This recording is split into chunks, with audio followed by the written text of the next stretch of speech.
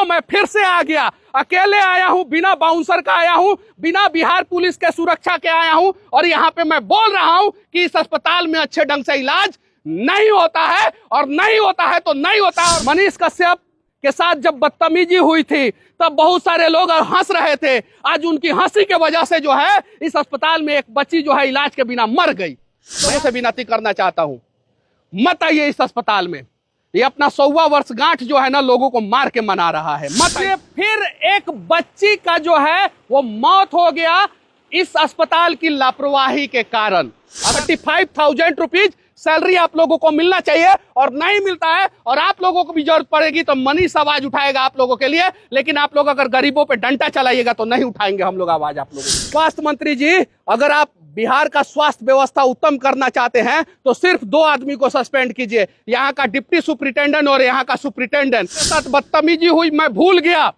बस आप बिहार में जो स्वास्थ्य वैकेंसी जो है वो पूरा वैकेंसी लेके आइए, जो सीटें खाली है उस सीटों को भर दीजिए।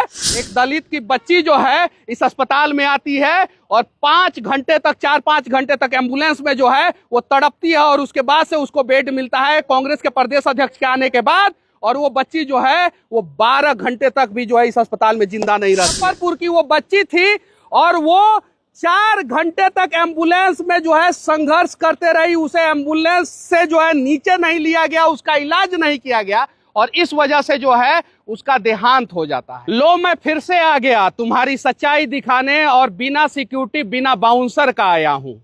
ये पीछे जो है वो बिहार का सबसे बड़ा अस्पताल पटना मेडिकल कॉलेज आप लोगों को दिखाई दे रहा होगा, जिसे कहा जाता है कि एशिया का सबसे बड़ा अस्पताल है कि दूसरा सबसे बड़ा अस्पताल है, कोई गारंटी नहीं है, कोई गार्ड नहीं है मेरे साथ, अकेले हूं यहाँ पे और खड़ा हूं इसलिए कि इसमें जो है आज फिर एक बच्ची का जो है वो मौत हो गया इस अस्पताल की लापरवाही के कारण।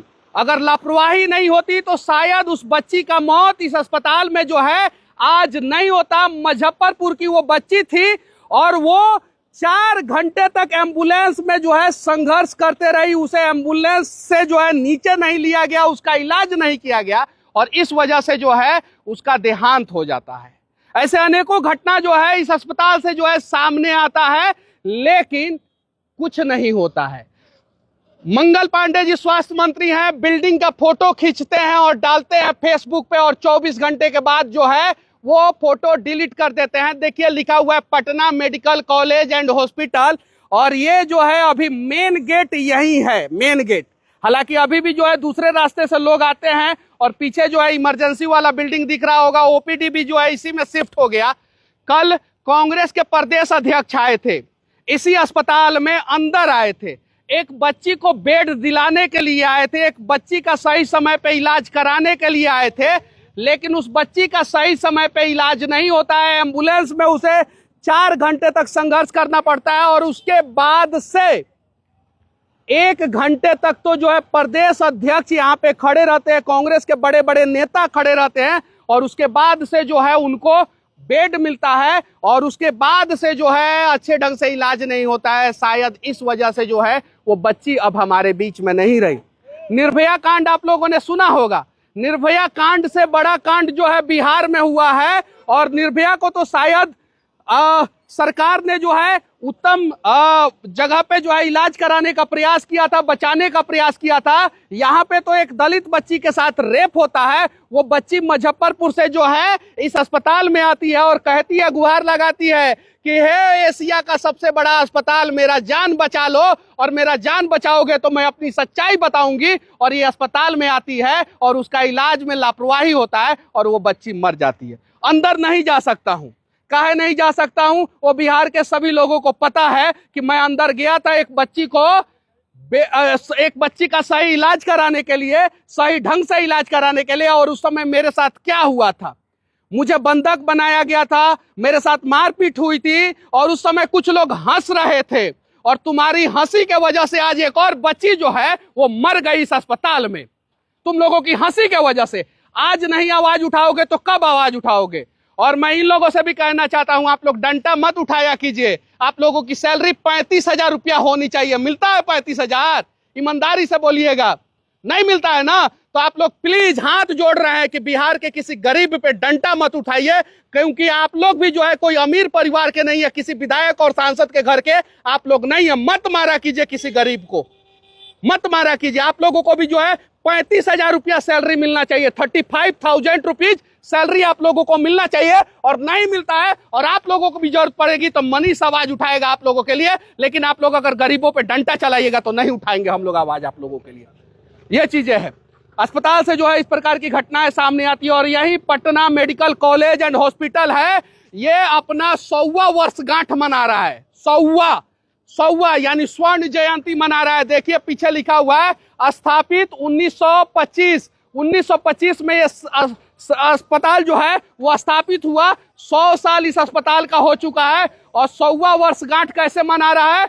मनीष कश्यप जैसे लोगों को अंदर बंधक बना के, मार पिटाई करके, और उसके बाद से जो है दलित बच्ची जो अपने इलाज के लिए यहाँ पे आती है और उसका सही ढंग से इलाज नहीं करके, और गार्ड लोगों का भी सैलरी जो है 35,000 रुपया नहीं मिलता है, नहीं मिलता है। और आप लोग मेरा वीडियो बना रहे हैं, जाइए सच्चाई दिखाइए, बनाइए, और मेरे ऊपर आप लोगों को हंसी आ सकती है आज, लेकिन जिस दिन जो है आपकी बहन, आपकी बेटी, आपकी माँ, आपके घर वाले इस अस्पताल में मरेंगे ना, उस दिन आप लोगों को एहसास होगा।